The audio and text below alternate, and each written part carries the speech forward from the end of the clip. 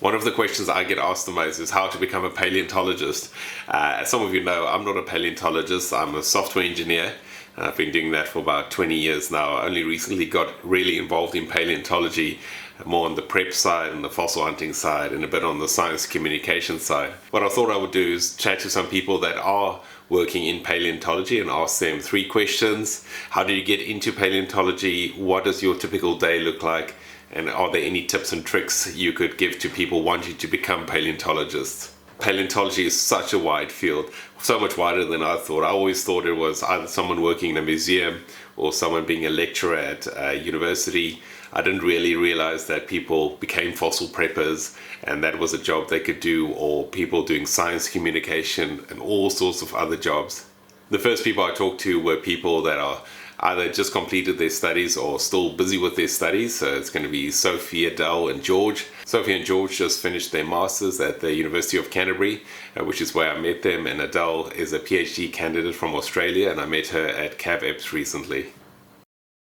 My name is Sophie and I am a postgraduate student at the University of Canterbury, and I have recently completed my Masters of Science looking at Pliocene seabird fossils that were collected from Taranaki over about 10 years, and these have all been sitting in the Canterbury Museum collection, and I have been describing them, trying to get them down to a species level to look at the diversity of this avifauna that we have. I love dinosaurs, I always have, I probably always will, and so that's when my obsession with paleontology started.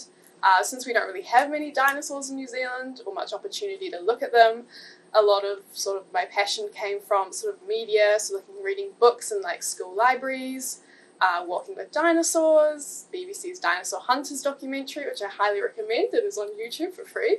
And so I just kind of consumed all of this, and it just kind of, my passion kind of grew and grew. And from a very early age, I knew that paleontology is what I wanted to do and the kind of career that I wanted to go into. As an undergrad, I did a double major in geology and biology, since these are the 2 topics that paleontology kind of straddles. And in New Zealand, we don't have any undergraduate sort of courses that are specific to paleontology, but by doing geology and biology, you also get to cover a broad range of topics. And so if you're maybe unsure if paleontology is exactly what you want to do, you can explore a lot of topics, and I think that's really useful, rather than sort of maybe going to a niche very early on in your sort of academic career, if that's what you're aiming to do. And so that was my undergrad, and then for my postgrad I did a year of coursework and then my thesis year, which I then specified in paleontology. What does a day look like for me? A fun day for me would be when I am sort of in the lab and looking at the fossils directly and taking measurements of the fossils and comparing the fossils to skeletal material. That's what I find really fun, looking at the differences in morphology between these extinct animals that are 3 million years old and then the modern sort of relatives or modern analogues for them. So that's would be a good day for me. I also do a fair amount of computer work, so also looking at CT scans or running phylogenies. But I really love being hands-on and like holding the fossils and looking at them. So that's my favourite part. Paleontology can sometimes have a stereotype where it's maybe sort of Jurassic Park, sort of digging in a desert, or you have to be stuck in a lab. It can be very broad, so if you love field work, you could do that in paleo. If you love being in a lab, maybe looking under a microscope, really looking at fossils in detail, you can do that. If you're not keen on university or academic career at all, you don't have to do that at all. Collecting fossils, without the collectors, we can't look at the fossils. So the relationship between collectors and researchers is extremely important, and you need both. And then again, if you are interested, there are so many people in New Zealand who really love the subject, who are really passionate about it. So I would really implore you to reach out to people, especially people like Mornay, who are doing science communication, as well as feel free to talk to students like myself or other people at sort of academic institutions or at the museum, anything like that. So feel free to get involved and reach out, because we will always be keen to discuss it and talk to you and help you along your journey. Hi, I'm George Young. I'm a master's student at the University of Canterbury, and I think did my thesis on a ichthyosaur from the Cretaceous in North Canterbury. When you're a little kid, you love dinosaurs, and I kind of forgot to grow out of that, but some of my favourite kind of childhood memories were like going to the Canterbury Museum and looking at the dinosaurs, the marine reptiles. You're there. They kind of guided me, and then I liked science at school and decided to give it a crack. And did you do a double major for your undergrad? Yeah, I did a double major in geology and biology, and that was pretty helpful with regard to understanding the kind of evolutionary stuff for the paleo, as well as the rock stuff for where the bones are preserved in.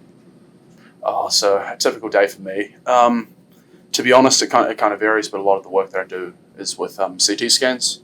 So a lot of the time is spent kind of on the computer staring at these CT scans, trying to figure out what's bone, what's not bone, and then maybe running a couple of like phylogenetic analyses or pretending to read a paper or two. Tips for young paleontologists. I mean, you gotta be interested in what you do, right?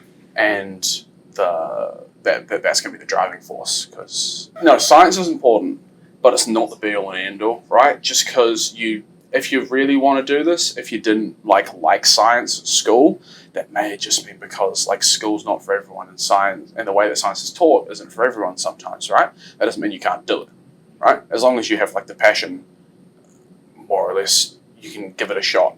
And enthusiasm is probably the main requirement, and perseverance, because no one comes into this knowing the technical stuff, and lots of people come into this knowing loads about dinosaurs because everyone did when they were a child. Yeah. But the willingness to keep going through it and kind of battle through the harder bits, that's kind of the most important bit, eh? So my name's Adele Pentland. My pronouns are she, her. I'm a part-time PhD candidate at Curtin University, which is over in Western Australia, but I actually live in a different part of Australia. I live in Queensland. And my pathway into paleontology wasn't super straightforward. So I really wanted to be a vet when I was a little kid. I've always just loved animals. I didn't get into doing vet science. I studied and did a Bachelor of Science, fell into the geology department, and found that I loved studying fossils and paleontology, and that was actually something that I could do here.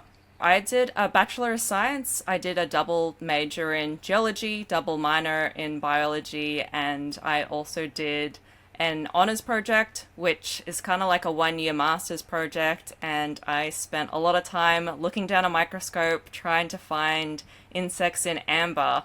So a little Jurassic Park action going on there. Once I finished that, I got half a mark off of first class honours. So a few people were hesitant to take me on, so I was like, okay, cool. I still really want to work in paleontology, so I'll work at a dinosaur museum in Outback, Queensland for an 8-month contract. And spoiler alert, I still live here. It's, 2024. I moved to Winton at the start of 2016, so a bit longer than that 8-month contract. That dinosaur museum sounds amazing. Can you tell us a little bit more about it? You get to see real dinosaurs, you get to touch real dinosaur bones at one point, and they have their holotype specimens, so the ones that define their species, they have them on display. They're not locked away, only for a few people to see. Hundreds of, tens of thousands, maybe hundreds of thousands now of people have seen them. And yeah, I've gotten to work as a tour guide there, and it gave me so much joy to show them off to the world. Having done my work on amber, I was like, okay, I'm really familiar with insects. Maybe I'll do a master's on some of the few insect fossils that they have at the museum. The founder, David Elliott, knew I was really keen, that I wanted to do postgrad. I basically had my supervisors lined up. At the time, it was Professor Pat Vickers-Rich and Dr. Stephen Poropat. And as I was getting the finishing touches on that proposal, ready to submit to the university, Bob Elliott, David's son, had found the most complete pterosaur in all of Australia, and David said, well, Adele, I'm not sure you actually have enough insects to work on, but if you like, you can work on the pterosaur. And at first, I just balked at it. I was like a deer in the headlights. Really didn't have a background in vertebrate anatomy. Then we skimmed over it for like a week when I did my undergrad at Monash University. The program has now changed since then, but that's at the time all I had. And it was basically like, these are vertebrates, you know vertebrates. And I'm like, please tell me actual anatomy. And yeah, I actually took some time to think about it, and my partner, my now husband, Harry, said, you can say no to the pterosaur project, but you're an idiot if you do. And I was like, oh, I hate it when you're right. So I worked on the pterosaur, had no idea what I was doing. The pterosaur book by Mark Whitten in the early days was my best friend. That book was by my side constantly. And I was just really lucky because both Pat and Steve, my supervisors, were just like, we understand you don't know pterosaurs, but we have faith that you will figure it out. And Adele, what does a typical day look like for you? Yeah, so because I study part-time and I help run a 32,500 acre sheep and cattle station with my husband, I don't have a typical day. So we roll with the seasons, essentially. When shearing is on, it's just all hands on deck, working from sun up to sundown. Normally we shear when it's winter, so the days are kind of shorter. But then sometimes I will just spend, a month and a half just in the office, just trying to smash out a manuscript, doing that. And then last year I also started a podcast, so every now and then I'll also be in here or be in the pantry with a bunch of jars of Vegemite and trying to record in there. So there is no typical day. I have probably a few too many irons in the fire, but I really enjoy being able to go outside and move my body and have time to think and let ideas like bubble to the surface. And yeah, it's just better for me to not sort of be in an office from 9 to 5. And what topics do you normally cover in your podcast? Yeah, so the podcast is called Pals in Paleo, and it's my attempt to try and untangle the form, function, and family grouping, so phylogeny, or relatedness of a particular fossil. I've increasingly roped in a bunch of people that I know within the industry to help me talk about things. A lot of them have been academics lately. I need to sort of branch out and talk to, I guess, more people like you who go out into the field and do fossil prep as well. But yes, each episode tends to have at least one Simpsons reference. I go on a lot of different tangents. One of my friends, when he was on recently, he described it as the unofficial Yowie fan podcast because I love Yowies and referencing them and pop culture as well. So I try not to make it too dry, but also really try and make sure that the science is accurate. And if I stuff something up, then I'll try and update in a later episode. Do you have any tips or tricks for aspiring paleontologists? Like I said before, there's not just one way of getting into the field. For me, it really helped that I moved to a really remote, isolated area and showed that I was passionate with a small organization. But the other thing I should have touched on before is that 79.5, that half a mark off first class honors. A few people said to me when I was asking about whether it was possible to do a master's or a PhD with them is that my marks weren't good enough and I wasn't just a strong enough candidate. I wasn't competitive enough. So I could have taken those rejections and just, said, I'm not good enough, like this isn't for me, I should just look to do something else. But I can't imagine doing anything else with my life. So if that's you, then I would really encourage you to listen to that and to try and find other ways of getting like a foot in the door. It might be volunteering at a museum and just being around people who are doing the things that you want to do, or getting hands-on experience to see do you like the museum collection side of things? Do you like writing little labels? Do you like working in a lab? Can you get lost in sorting through all these tiny little fossils for hours and hours? are you more interested in going out into the field, collecting the bone or whatever it is, and then, letting other people do the science, or are you happy doing the writing as well? Or are you an artist? Can you take this anatomical information, these features of the bones, and use that to flesh out what that animal would have looked like and bring them back to life? Are you interested in science communication? Again, you don't have to be an expert, you just have to be able to help other people in their journey and explain some of the things that you've learned, maybe in the way that you wish someone had told you before. There's so many different ways of contributing to this field. The more of us there are, the better. So yeah, just think about all of that, and I guess really take the time to think about what it is you like, and if you're not sure if you like it, see if you can get some hands-on experience and try it. What's the best way for people to follow along with your projects? Yeah, so if you want to stay up to date with the podcast, it's at Pals in Paleo, spelled P-A-L-A-E-O, at Pals in Paleo on Instagram, all one word, and then palsinpaleo.com is where I have transcripts for each episode. So if there's like a sciencey word that comes up and you don't know how to spell it, just go on there. Hopefully I'll be up to date and the transcript will be there, and then you can sort of scan through and figure out what the spelling is, because a lot of the time it's not intuitive. And then otherwise, my other account on Instagram is PaleoDel, P-A-L-A-E-O-D-E-L. And then if you want to get in touch with me, if there's some pterosaur stuff, or you want to comment on a paper coming out, I don't know, AdelePentland.com is my website where I have links to scientific papers, other papers, podcast interviews, all that stuff goes there. Now it's time to talk to some people that are working at museums, universities, or have recently worked at museums or universities as a paleontologist. So my name is Felix Marx. I'm originally from Austria. I'm now Curator of vertebrates at the Museum of New Zealand, the Papatongarewa in Wellington, New Zealand. How did you get into paleontology, Felix?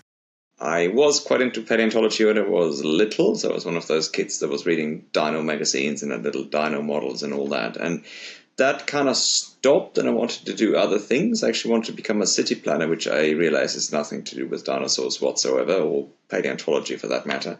And then it was actually a teacher, now this sounds a bit cliche, but it was actually a teacher that I had in year 10, a teacher in training for that matter, who taught us biology. And she was quite a short lady, but we were a bit of a rowdy class, and she had a way with us that somehow was different from all of the other teachers. Like, she somehow commanded the respect of the class without ever having to shout or be strict or anything like that. She was just, she was just engaging and interesting.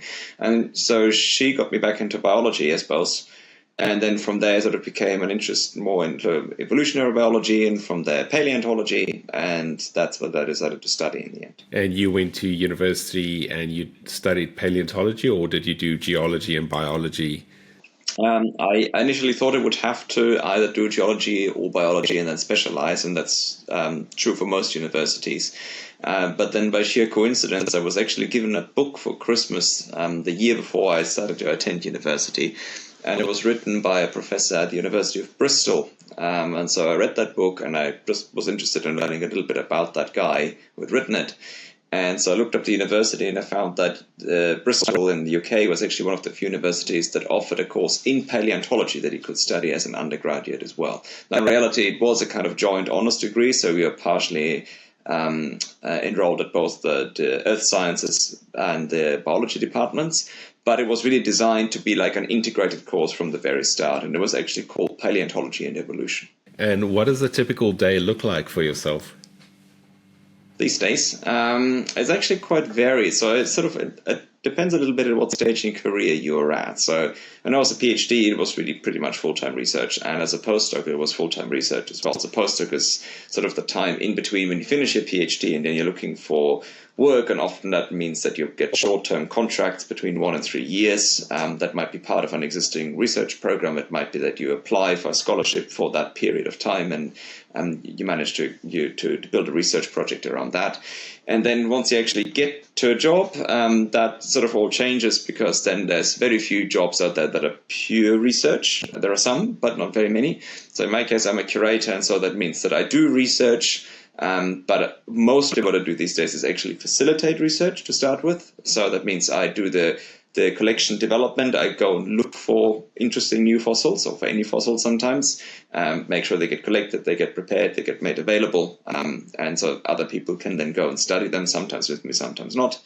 I also manage the collection here, so that's a lot of my day to actually make sure that everything is housed properly or registered properly, or maybe rehoused if it need be.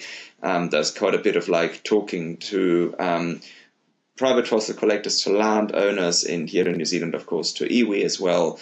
So a lot of people are interested in fossils, and then there's exhibition and exhibition development. So at the moment, we're actually just about to open a big dinosaur exhibition, and I've been involved quite a lot with developing aspects of that, and now also with the outreach around that and giving tours, etc. So it's quite varied. You become more of a jack of all trades, actually. And if you could say something or give some hints and tips to someone that wants to get into paleontology, what would that be? I think you need both enthusiasm and a healthy dose of realism. And I should maybe, as a disclaimer, say I'm going to say something which I was told by someone not long ago, who was told this by someone else. I acknowledge this is actually copied in a way. But so where you have to be realistic is that it's not exactly a booming industry, right? So it's not as though there's lots and lots and lots of jobs out there, and there's a good chance that if you go down that path, you may struggle to find a job, but it may at least take you a long time, and there's no guarantees at all. There's never any guarantees, but there's probably fewer in paleontology. But having said that, life only affords you one chance at this sort of thing, usually. And if you're really enthusiastic about it, then, that bit of advice I'm going to pass on there is that, give it a shot, maybe try and do a master's, try and do your PhD, and do your best. Don't have huge expectations, but do it, and for the time that you're doing it, you will be able to tell yourself, I've been a paleontologist.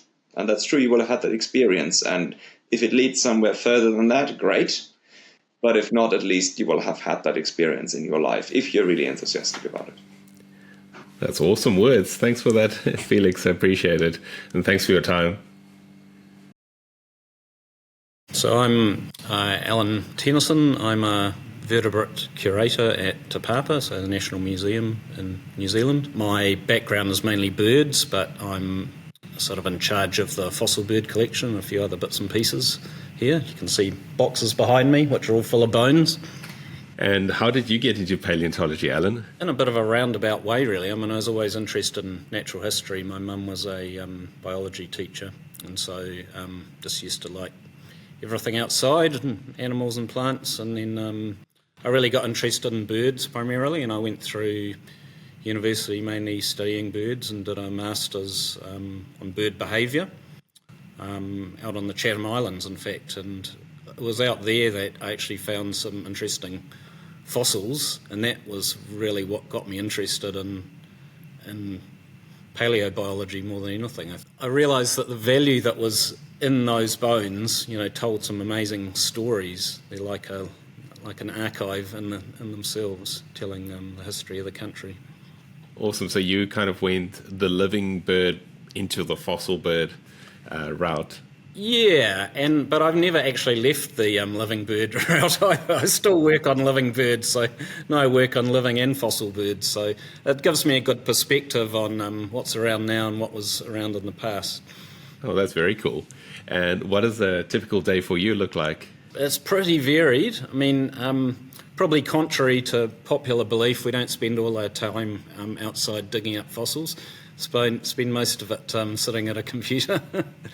There's a lot of public interaction. We've got visitors come through. There's quite a few questions. I was just looking at some I had today were about, was a cow bone, someone wasn't sure what it was, and did we want a dead gannet, and, was this sighting of a kaka sort of unusual or not? So there's those sorts of questions that just come from the public, and sometimes these will turn up some really amazing things, like some new fossil find.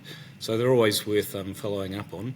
Aside from that, we've got a big exhibition coming up on dinosaurs, so we've actually spent just the last hour or two showing some of the Te Papa hosts around the exhibition and giving them a bit of information about that, so that's pretty exciting. What else have I been doing? Oh yeah, of course, a lot of my job is actually just looking after these collections, so I try and put in each day a bit of work onto putting away some fossils, bit of identification and registering, databasing, things like that. So it's pretty varied. Occasionally we actually do field work. So I have been doing a little bit of work today just preparing for another trip in the future in January. So that's mainly a bit of iwi consultation need to do. And then if we're lucky, we get to do some research as well. So I've actually been working on a research paper on some fossil ducks today as well. So that was nice because it's something I've been trying to tidy up for quite a few months. So yeah, there's a lot of variety in the job. I'm going to ask, when does the dinosaur exhibition at Te Papa open? Well, the launch is tomorrow. So yeah, and it's open all summer right into. It's open for 4 or 5 months. So yeah. Plenty of time to see it. And then if you could give any advice to young, up-and-coming, or even older up-and-coming paleontologists or people wanting to get involved in paleontology, what would that be? Look, I think it's, follow your enthusiasm. I think if you're enthusiastic enough, you'll get there. I mean, you may not end up in paid employment, but there's lots of things you can do in paleontology that, as an amateur as well, you can make, globally significant finds. And if you're lucky, you can get into it professionally. And that doesn't necessarily mean what I do. You might do preparation or media work or something like that. But there are, it's a relatively varied area. I guess, from what I've said, there's sort of collection management type work, the preparation sort of work. There's quite a lot of options. Not that there's a huge number of jobs out there, but I reckon if you've got the enthusiasm, you can be a paleontologist and volunteer and get to know the professionals and the other people who do it as amateurs as well, because making those contacts is probably the most important thing of all. Thanks for having me here. And I'm Tsai, and I'm originally from Taiwan, but I got the chance to do my PhD in New Zealand with Iwan Fordyce, and then essentially that's how I started my career. And then after finishing my PhD in New Zealand, I moved to Japan for my postdoc. And then in 2018, I was pretty lucky to get a tenure track position at the National Taiwan University. Did you study biology and geology as an undergraduate? So for my undergraduate, I did biology. In a way, I'm pretty interested in how those species, how they evolved. So the reason why I really wanted to work on whales or paleontology is I was lucky to do the dissection on a 17-meter sperm whale. And so at that point, I was riding on that sperm whale. I was riding on the sperm whale and doing the dissection. And when we were doing the dissection on the 17-meter sperm whale, and I was thinking how an animal could be. Could evolve to such a gigantic size, but not only the dinosaur, not only the extinct dinosaur, but the living animals. That's fantastic. So I really wanted to know how they evolved to this kind of gigantic size. So after that event, I was reading all the literature, and I realized New Zealand, Otago is basically one of the best places in the world. So I decided I had to go there to work with Iwan. Cool. That's an amazing story. And at the moment, you're at a university in Taiwan, if I understand it correctly? Yeah. Yes. And what does a typical day look like for you? So what do you do usually? So essentially, I need to teach. I need to take care of administrations. But apart from that, I have some time to do my research. So for example, now I am in Japan doing my winter research programs. So for example, I just came back from a local museum yesterday in a local museum in Japan working on some fossil whales there. In Taiwan, so when I was a kid, about 10 years old, the Jurassic Park just released. But when I'm interested in fossils, but in Taiwan, which is relatively small places, and when we were talking about, we want to find fossils, we want to work on this kind of stuff, but all the people in Taiwan, they'll say, it's impossible to find this kind of big fossils in Taiwan because Taiwan is small, the geological age is young, blah, blah, blah. So essentially, they just discourage this kind of stuff. So, it's a bit tricky. But so that's the reason I am now very pleased to get back to Taiwan to work on those fossil vertebrates in Taiwan, because for a long, long time, people didn't realize we should be able to find this kind of big fossils in Taiwan. So I'm very excited about that. Have you got any tips for young people wanting to get into paleontology, maybe especially if you're in Taiwan? Yeah. So in Taiwan, it's a bit tricky. A lot of young students came to me and to discuss the possibility of being a paleontologist. But after a pretty short conversation, they realized, then what they are going to do in Taiwan as a paleontologist, because people think, in the end, it's difficult to get a kind of a real position or to be a real professional paleontologist in Taiwan, because it's tough. But in the end, for example, we also have some museums, so it's pretty unlikely, or if we are doing very well to promote what we are able to do in terms of paleontology in Taiwan, then in the end, I believe some other universities or other museums, they are going to hire new generation paleontologists. For example, I am now the only vertebrate paleontologist across all the universities in Taiwan. So, and in Taiwan, it's a bit different from New Zealand. In Taiwan, with more than 100 universities. More than 100 universities. So I believe that if we are doing pretty well when promoting this field, then I believe other universities are going to hire other paleontologists. Thanks, Andrew, for joining us today. And Andrew is going to tell us a little bit about how he got into paleontology. Yeah, so hi everyone, my name's Andrew Cuff. I would struggle to call myself a paleontologist anymore because I've kind of slowly drifted from paleontology proper, but I got my background in it when, very much like most young people do. I loved dinosaurs when I was a kid, so 4 or 5 years old, and was very lucky that I had family that live close to the south coast in the UK, a place near Lyme Regis and Charmouth. And so when I was about 4 or 5, I got a book from an uncle that sealed my love. And then I went fossil hunting with an aunt and found my first fossils. And from there, that kind of set me on the path. I've never really wanted to do anything else. And so my parents were thankfully incredibly supportive of such a bold career choice, shall we say, and definitely not what they would have picked for me. I think they would have put me in banking or a medical doctor or something that paid a bit better. But then I was lucky growing up, got to go fossil hunting around the world. Every time we took a family trip somewhere, I would go fossil hunting. Very, very thankful for my parents for it. And then quite early on, with the support of my mum, we were looking at what do I need to do and study to become a paleontologist. So we'd identified the subjects needed to be science heavy, which was lucky because that was what I enjoyed anyway.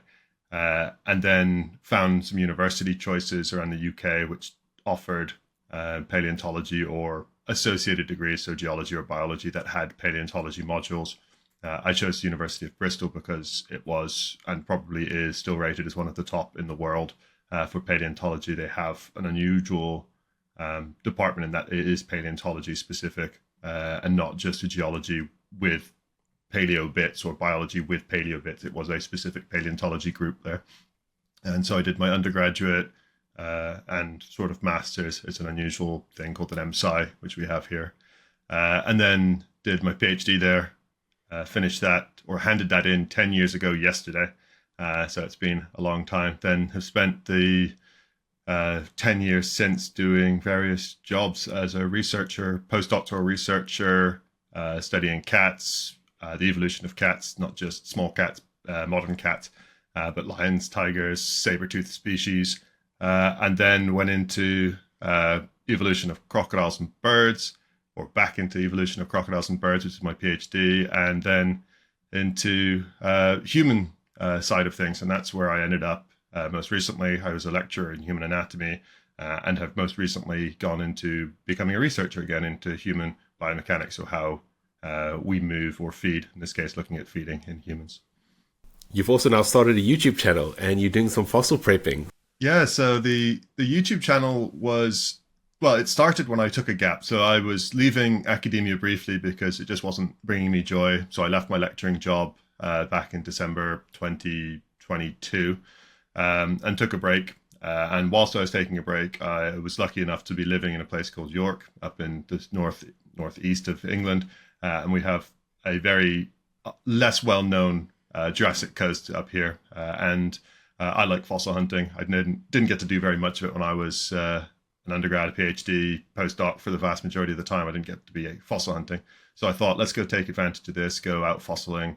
And whilst I'm going out, I've got a camera. Let's just take some filming. Part of my channel, I thought I'm in theory an expert in paleontology from my background. Maybe not in this specific part of paleontology, but let's bring some people along. Let's talk about it as I learn about the coast and the fossils here as well. And from a slightly different point of view, as someone who has the PhD, but still has to go back to basically the beginning and learn all again what's here, the geology, the rocks, and show people how I tend to look at things. If you could go back and give any advice for someone wanting to get into paleontology or the paleo field, what would you say? There is no single way to get into paleontology. There are so many different careers in paleontology that if you're interested, whether you be an artist, a computer scientist, someone who's just interested in biology or geology, there are many ways into paleontology. And if it's what you enjoy, you should pursue it. And if you're unsure, there are increasingly large numbers of them very visible on Facebook or Twitter or other social media sites that are showing off their work, whether it be the scientific or the artistic. And you will find the vast majority of them are really enthusiastic to talk to people about their work because, I mean, it's what we spend far too many hours a day working on. But we all love what we do. And so if you are interested, go speak to people, reach out to scientists, send us messages. We really enjoy the enthusiastic messages. Awesome. That's so cool. Thanks so much for that, Andrew. Really appreciate you taking the time to chat to us. And yeah, go check out Andrew's YouTube channel. Some really cool prep videos, some really cool exploring videos. I'll put the link in the description of this video.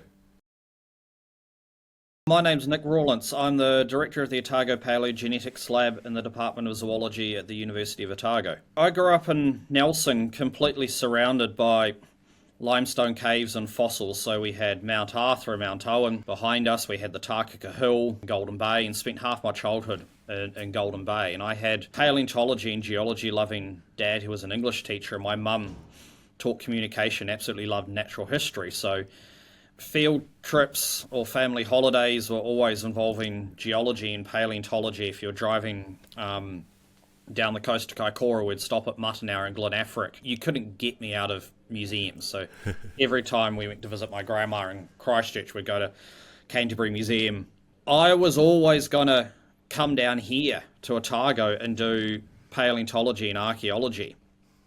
And CSI Las Vegas came out and got hooked on that and went to Vic Uni in Wellington and did a biomedical science degree in molecular pathology and human genetics. And it gave me all of the really good genetics background. But I realized at the end of 3 years, there was only one field trip. I jumped ship and went and did a master's at Vic and did that in evolutionary genetics and ancient DNA, so getting into that time-traveling tool of ancient DNA that allows you to reconstruct the whakapapa evolutionary history of our living and extinct animals. And I suppose wake up the memories of the whenua or of the land that's been lost. I ended up doing field trips to far-flung islands, the Kermadec Islands, when it erupted. I went to all the subantarctic islands and the Chatham Islands, and went into the basements of museum collections and met many of the people I collaborate with today, like Alan Tennyson, and met Paul Schofield years and years ago when I was a master's student.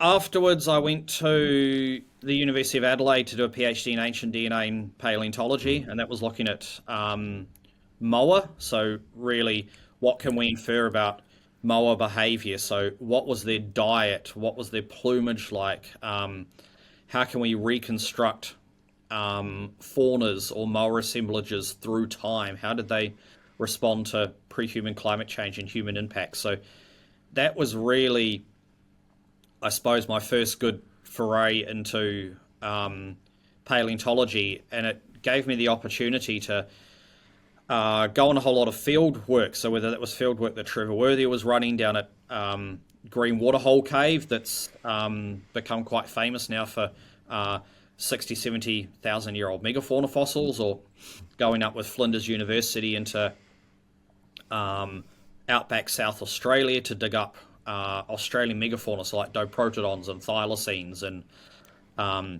even further afield, like right up into the outback, and we were finding fossilized shorelines and fossilized Ediacara fauna, like the big giant Dickinsonia. So a lot of my paleo stuff has all been, I suppose, on the job training, and since I've come back here and started the ancient DNA lab here, and then we've really branched out not just in ancient DNA but into, I suppose, what you would call classical paleontology and a lot of the new paleontology aspects, so like ecological niche modeling using the fossil record, or 3D scanning and geometric morphometrics. So using scanning to look at the shape of bone. We look at everything from deep time, St. Bathans fossil assemblage at 16 to 19 million years old, with Te Papa, right through to human-driven extinctions through successive waves of human arrival into New Zealand.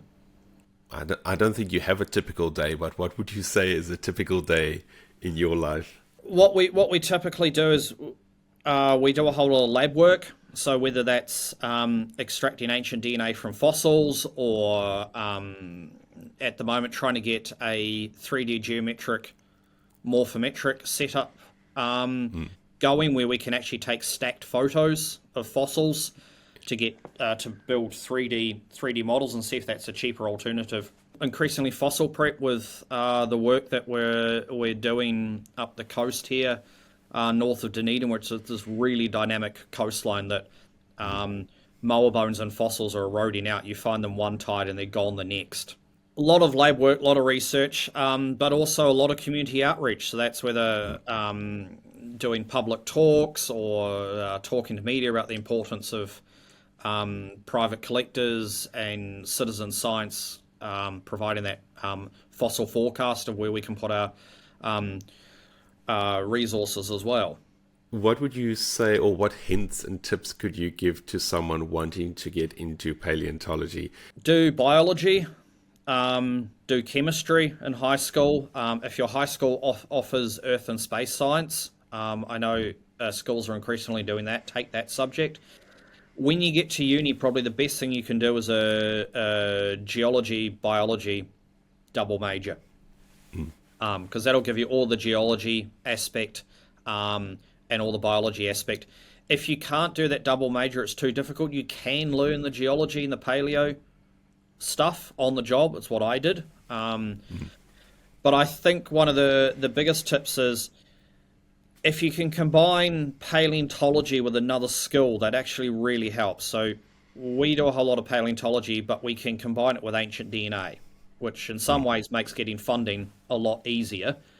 And you can then use that funding to do a whole lot of cool paleontology-related aspects. So if you think of classical paleontology as you excavate fossils, you describe them, see what you can combine that with, whether that's becoming an expert in 3D scanning or an expert in isotopes. So isotopes can tell you diet, habitat. There's the phrase "you are what you eat." So combine those paleo skills with another skill, and then that way you can actually carve out a little niche for yourself and allow you to do all of that really cool paleo work. I'm Carl Mehling, and I am a senior museum specialist at the American Museum of Natural History in New York City. And my job is I take care of part of the fossil collections, and it's the fossil amphibians, reptiles, and birds, which is one sub-collection, and I take care of the fossil plants also. And basically what my job is the equivalent of a librarian, but for fossils instead of books. So I handle the inquiries from the public about fossil identifications, but I also coordinate the visits to the research collections by scientists and loan out material to scientists all around the world. So it's basically a librarian with different kinds of books, older, more special books. That sounds like my dream job, actually. I didn't know that was even a job. I'm learning so much from talking to people about, the jobs that are out there. Mm-hmm. Well, it's funny you say that, because when I realized I was all in for paleo, from the outside, as with most people, I guess, all I saw was scientists. And I said, okay, paleontology is people going out into the world and finding fossils and writing about them and sometimes putting them on display in exhibits or whatever. And my first behind the scenes tour in the AMNH was into the paleo prep lab. And I was like, oh, of course, there's people that prepare the fossils. They take them out of rocks and stabilize them and repair them. And like with an artist brain, that was a little more compatible in some ways with the way I was, hoping to get into this. But then I also learned about the people who do what I currently do. And I didn't realize that job existed from the outside. And that was really appealing because it checked off a lot of boxes in my brain and the way I think and the way I want to do things. But also it gives enormous access to variety. Like if you become a research scientist, sometimes you have to focus so tightly on an area of inquiry. But I love too many things in paleo to ever have chosen one thing to spend the rest of my life poking at. So I get to experience all the researchers as they come in and all the various things they work on. And I get to play with all the kinds of fossils that we have in our collection. So I can't imagine a better fit. It's perfect. How did you get into paleontology? I guess the very first moments were much like almost everyone else. I was maybe 5 or 6, and I guess somebody said what a dinosaur was to me, and I was hooked. And there were a few moments where like a certain dinosaur toy or a certain dinosaur book passed my eye, and that was another, a further trigger. So I was really, really into dinosaurs when I was really young. And then as I grew, it just became zoology in general. I didn't know whether I was going to work in a museum or in a zoo or an aquarium. They were all super enthralling. Marine biology, like we were talking about earlier, was hugely exciting. And then in 1987, the Museum of Natural History in New York had a temporary exhibit on the history of dinosaur art. And I'm an artist, so I was attracted because of that. And I was into dinosaurs. And I was like, oh, I know everything about dinosaurs. This is going to be cool. I knew nothing. When I walked in there, I realized the whole thing had moved past me when I wasn't looking. And there was so much more going on. And the art, that was like, somewhere in the early stages of the dinosaur renaissance, and the art was light years beyond what I was looking at when I was a kid looking at dinosaur books, and it was super enthralling. And at that moment, I was all in. I was like, it's all paleo. It's 100% paleo. I love this, every aspect of it. And I soon after that started volunteering at the American Museum of Natural History, and basically I haven't left. I didn't know you were an artist. So Yeah. Where can we see your art? In my own collections. I don't have anything really out there in the world. My art is, it tends to be more graphic. So I'm really into lettering and typography. I don't know if you know what ambigrams are. They're words that are designed to have some sort of symmetry so that they could be read usually in more than one way, upside down or and all that. I've been doing that for a bunch of years. When I was in school, the school I went to, UC Santa Cruz, University of California in Santa Cruz, they don't really have a paleo program. There were a couple of paleo classes, and there were a lot of peripheral classes that I worked in that, kind of supported that. But I got really lucky because when it was time to declare my major, somebody suggested there's another way to do this. You can make up your own major. And if you have an advisor that agrees with the philosophy behind the classes you've chosen and agrees that it's a coherent thing, then they become your advisor, and that's what you do. And it's exactly what I did. I think in the end we called it methodologies of paleontology, and I took whatever paleo was available: animal behavior, natural science illustration, philosophy, linguistics. Like we came with a plan to make all of this coherent and related, and it was the greatest thing I could have ever done. It was so much fun. However, what's probably even more important with respect to me getting my job at the AMNH was volunteering. Just being there and learning and working and showing them, people who I worked with, that it was a good fit was way more important, I think, than any academic background I had. When I filled out my application for the volunteer job the very first time I went in, because I'm a lettering artist, it was perfect. It was like gorgeously filled out form. It was really pretty. And I guess because they didn't meet me at that point, they communicated that maybe they could have me do catalog cards or fill in the data in certain records, because it was mostly analog back then. And I was like, I don't care, whatever. Just give me something to do. I want to be there. And as soon as I walked in the door, I'm kind of big frame, you might say. They're like, oh, he can move crates. And I was like, I don't care what it is. Just get me down there with the stuff working. And anything they told me to do, I was more than happy to do it. And that helped me learn, the idiosyncrasies and the methodologies of the department. And they learned that I wasn't going away. We were starting the renovation of our dinosaur hall, our fossil vertebrate halls at that point. It was from 1990 to 96. We were doing that. And of course I wanted to play. I wanted to work with those people, and they set me up helping them with various things. And I don't even remember the time frame, but one of the heads of one of the crews that I was working with, I was told, I came in one day just to volunteer, and everyone I passed, they're like, oh, did you talk to Steve? You should really talk to Steve. He wants to talk to you. And I was like, what? And they're like, just go talk to him. And I thought, what did I do last time I was here? Did I break something? Did I move something? Did I move something? I was freaking out. And I walked into his office and he goes, you want to work with us? And my head exploded. I was in heaven, absolute heaven. And my first job was working with the installation crew of the renovation of our fossil halls. And it was, I can't imagine a better introduction. It was so much fun.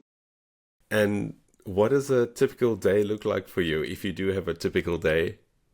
Thankfully, they're not too typical. There's a lot of email. I do an awful lot of email because, I'm coordinating visits to the collection, or hunting down old loans, or making out new loans, or answering questions of researchers of history of specimens or whatever. So a lot of it's email. But the physical part of it, we're often inventorying the collections because it's so big and so old that we could essentially inventory over and over and over and find new things to fix and work on. Right now, I'm curating a lot of the specimens that we collected this past summer in Wyoming, so that, that's a huge aspect of what we do. Assigning numbers, physically putting numbers on the specimens, putting them in proper storage containers, making labels for them. It's a very multi-tiered, interesting, and sometimes frustrating process. And a lot of specimens are being prepped as this is going on, which is changing the course of the numbers and all that. But it's fun. It's like every one of these things is a different game we get to play every day. But that's essentially that probably covers most of what I do. I tour people in the collections, sometimes for other departments. That's a really fun thing I get to do also. And we've kind of talked about this in the volunteering part of it, but is there any other tips you could give to someone wanting to get into paleontology?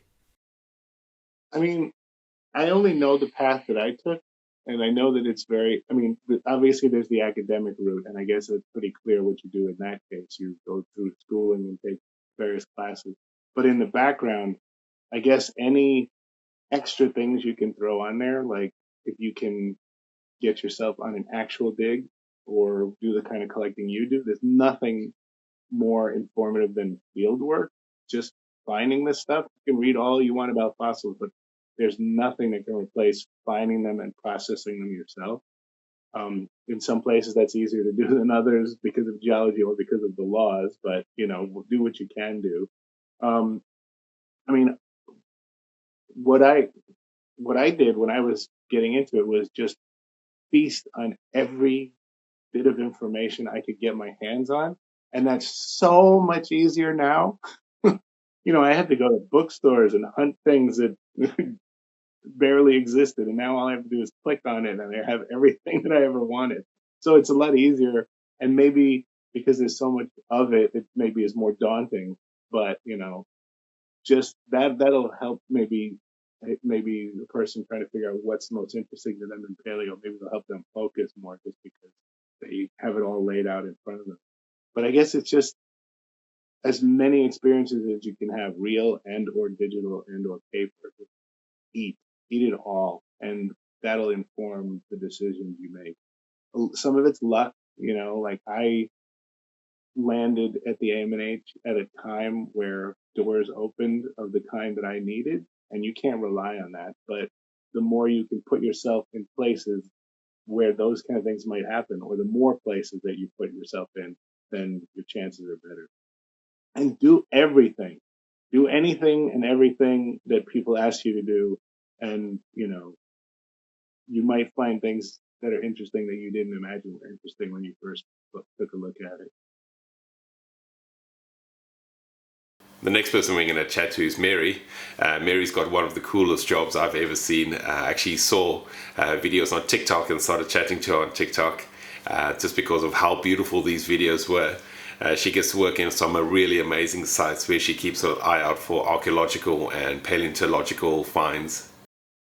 My name is Mary. I'm an archaeologist, but I am also cross-trained in paleontology. I got into paleontology through my job as an archaeologist. If you don't know, the difference between archaeology and paleontology is that archaeology is the study of humans and human-made or modified objects, whereas paleontology, paleo means older, so it's typically pre-human, although there is some overlap there, but with paleontology, you're dealing with fossils rather than human-made things.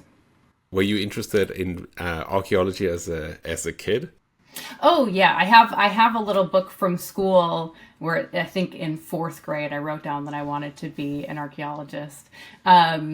But it certainly wasn't something that I thought through my whole life could be a career. It was just something, on the sideline. Oh, that would be really fun to do. I'd love to work outdoors. I'd love to look into history, but I didn't think it could be an actual career until I got into my 20s. And then somebody introduced me to what anthropology was. I didn't know what anthropology was, but anthropology is the broader study of humans. Archaeology is a subfield.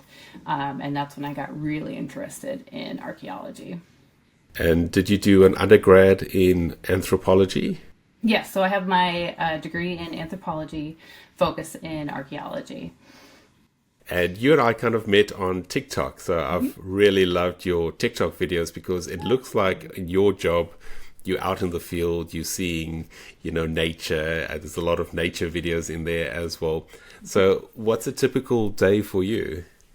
So a typical day for me is getting sent out to a construction site. So here in the US, we have this field of archaeology called CRM, or Cultural Resources Management. And with that, we work with developers who are looking to build either residential homes or maybe like a commercial building or a variety of other things. And so we will work with them to, usually we'll check out the plot of land prior to any development and do what we call a survey, look for any surface artifacts or surface archaeological sites.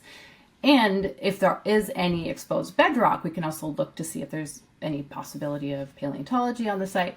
And then when they actually come in to do the earth moving activities, we will typically monitor that to see if there are any artifacts or archaeological sites in the ground. And then again, depending on how deep they go or what the bedrock is, there is the potential for monitoring for paleontology as well. And that's how I got cross-trained to do archaeology and paleontology. And would you say most of your days are spent outdoors, or do you have to spend some time back in the office and write up your findings? So most of my job is the monitoring part, but I have had the privilege of spending many days in the lab, whether it's doing archaeology or paleontology. Especially if we have like rain days or slow time, then we will typically spend more time in the lab.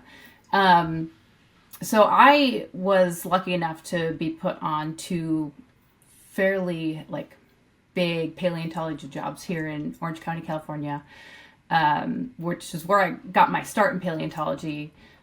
Both sites are Miocene era, marine, fossil, very abundant fossil sites. And so not only did I get to monitor and excavate a lot in the field while the construction was going on, but then I got to go into the lab and do a lot of the prep work with the fossils there. And then also getting the fossils ready for curation. And so that was a huge experience for me that I just kind of got thrown into, and I'm so glad that I did because it's awesome. I love it so much. That sounds amazing. I have to ask, what has been your favorite fossil you found? So in my office, what I'm known for is a very well intact megalodon tooth, which I was really excited to find because I had found a few that were not in as good a shape, and they were smaller. And there was one that I came across that was just like pristine, right? It was amazing. But my personal favorite was the skull of a Desmostylus. And if you have followers who don't know what a Desmostylus is, I encourage you to Google it because they're just amazing little creatures. Not even little, but there's not a lot that we know about them either. So if anybody's looking to research a Desmostylus, I do have a skull at my lab. And it's just funny because when I bring it up, nobody knows what it is, so I'm like, oh, you have to look it up. But that one was my personal favorite. So it's a marine mammal. It's kind of looks like a hippo, but they say it's more closely related to an elephant. They're only found along the western coast of North America and the eastern coast of Japan, and that's it. Like they're very small location, just a very odd looking animal. They're so like goofy looking, at least the reconstructions of them. And there's just not a lot of research done on them. If you could give some tips to someone that wants to kind of get into the career you're in, what would that be? Well, since paleontology was kind of thrown into my lap, I don't have advice on how to get into it. But, my biggest advice would be for both archaeology and paleontology. I feel like, so many people focus on the treasure, like, oh, this artifact, it's so cool. This fossil, it's so cool. It looks awesome. I want to put it on my mantle and I want people to look at it because it's so cool. But what a lot of people don't think about is the data that these things hold, the data that artifacts and fossils hold. The context in which they are in is so very important. And so if you plan to go into either archaeology or paleontology, what I really want you to focus on is the data and the history that these items hold and how important it is to all of us humans to be able to know and understand this history. And that I just hope that if you're going into either archaeology or paleontology, that you are willing and wanting to share the data that you find and that you collect. Next up, we've got one of my favorite paleontology jobs, fossil prepping. So let's go chat to Keely and Al. My name's Keely Sweeney. I own Fossil Oasis. It's a fossil preparation company. We also sell fossils, but mostly we do Green River Formation and Hell Creek Formation dinosaur bones. And I have a lab here on my property where we prepare all of the fossils. The way I got into paleontology is not a common way for people to get into paleontology, especially because I live in Wyoming in the Green River Formation. So there are about 8 or 10 commercial quarries that dig the Green River Formation fish, and they hire people locally to work for those quarries. I started preparation in 2018, and then now I've progressed and I've moved on to different species, and I've leveled myself up to where I'm doing it full time now as for my own business. I've always been going to museums and stuff since I was a kid, but it wasn't necessarily the path I thought I was going to go as an adult. I think most people, they kind of leave paleontology or archaeology or all of that kind of behind when they start to figure out that maybe it's not the most prolific path, or maybe it's not in tech, so it's not going to have the most jobs. So I didn't really think that I was going to go this path, and then I moved to Wyoming and now I'm surrounded by fossils, and then this is my life. I learned how to do fossil preparation from a quarry I used to work for, and now I've taken all of those tools and skills so that I can provide that service to multiple collectors, tourists, museums. It just depends on who needs that service. It's one of the coolest fossils you've worked on. Recently, it was some Pachycephalosaurus spikes. And, I'll actually be glad to maybe see this video in the future and see if I can update that that answer for you. Tell me, what does a typical day for you look like? Because we have an online store and I do live sales, my morning is packing up orders. And then I'll turn everything on in the lab so that all of the air and everything is nice and compressed, and then have some coffee, and then go and clean some dinosaur bones. You and I kind of got to know each other on TikTok. So tell us a little bit about your social media, because you've also got some amazing prep videos. I love those ones with the air abrasion. It's so therapeutic just to see the fossil appear.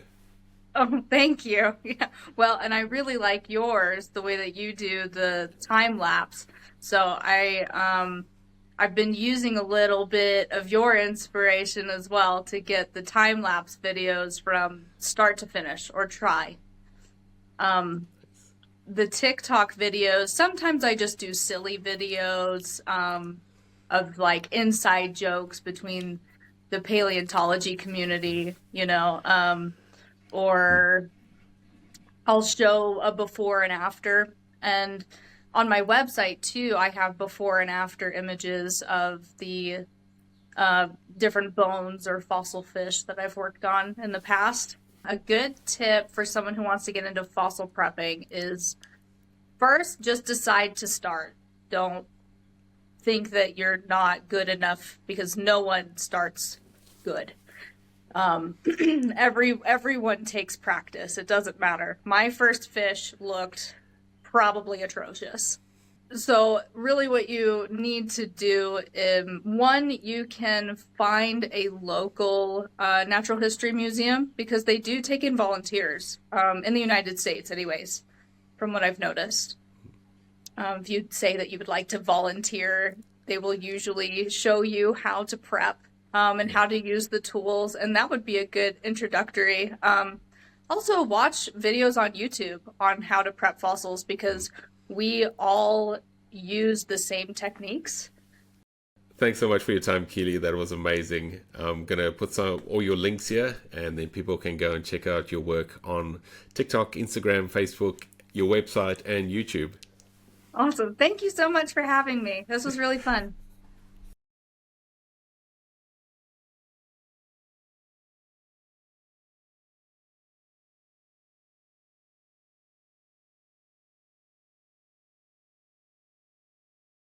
Next up, we've got legendary fossil prepper Al Manring, who's been a real inspiration to me and one of the reasons I got into fossil prepping. And he's always been so kind with his time. He's answered all the questions I've had about fossil prepping, and he's been really patient with me. Let's hear how he got into fossil prepping. Fossils never came up until May the 16th, 1968, and an old uncle I'd never met came up from Christchurch and he showed me some photographs of Tumidocarcinus, and he collected big ones. And he worked them out with hammer and chisel. And a bunch of shark's teeth that's in the museum at the moment. There was 34 points of what was then known as Asurus hastellus. It was an amazing, eye-opening experience. Went out in the field on the farm, and the first thing that, I called him Professor, first thing he found was a shark's tooth. And that set me going. I mean, I've been a collector ever since. We found this plesiosaur in the Waipara River. And we asked the then geologist at the museum to come and have a look at it, and she said, oh, I'll get round to it, thinking it was just a whole lot of old cow bones in the Waipara. But it turned out that it is a new species of plesiosaur. Norton Hiller and I put a paper out on it, but we couldn't name it because there wasn't enough diagnostic stuff on it. And there was an article in the press saying plesiosaur going back into storage because the money's run out, and I thought, I'll go in. I'll do a volunteer's job, and that's where I started. It was a little bit daunting because this was a big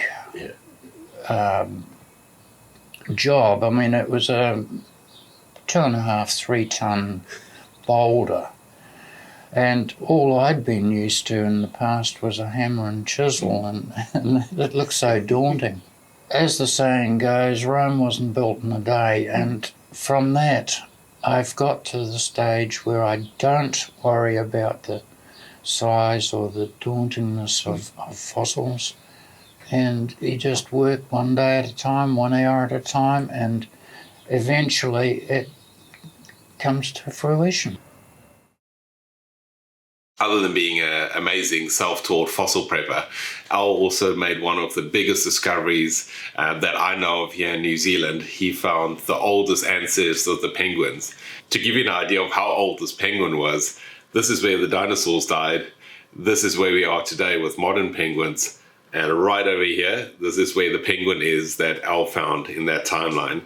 It was pretty much 2 or 3 million years after the dinosaurs died out. So it's a remarkable find. Since Al found that first bird in that area, many more have been found, really important specimens as well, mainly by Lee Love, who seems to have an amazing knack for finding fossils in that area. But let's hear Al tell us in his own words how he found that first fossil. Coming back shortcut, I came to the edge of the river, and there was nothing but gorse and broom and that straight down the cliff face, and I'm not going back around. It's about 2 kilometres. Yeah. So I rolled down the cliff, rolling the gorse and the broom in front of me, and my daughter followed me down. And straight across was the green sand, and I decided to have a look at that, knowing full well that it was always classed as on unfossiliferous green sand. Nothing's in it except Wyproconus. Yeah. And climbed up the other side, and the first thing I saw were these brown bones sticking out of the green. The green sand layer was really green that day. And the brown bones were sticking out very, very prominent. Crazy. And that set the precedent for being the most fossiliferous patch of dirt in New Zealand. And turned out it was, what, the world's oldest penguin? Penguin-like bird. I don't think it was actually a direct ancestor of penguins. We believe that it died off. It was just an offshoot of something else that did produce the penguins. A huge thank you to everyone that took part in this video. I really appreciate the time you put in, all the questions you answered, all the photos you shared with me. I really do appreciate it.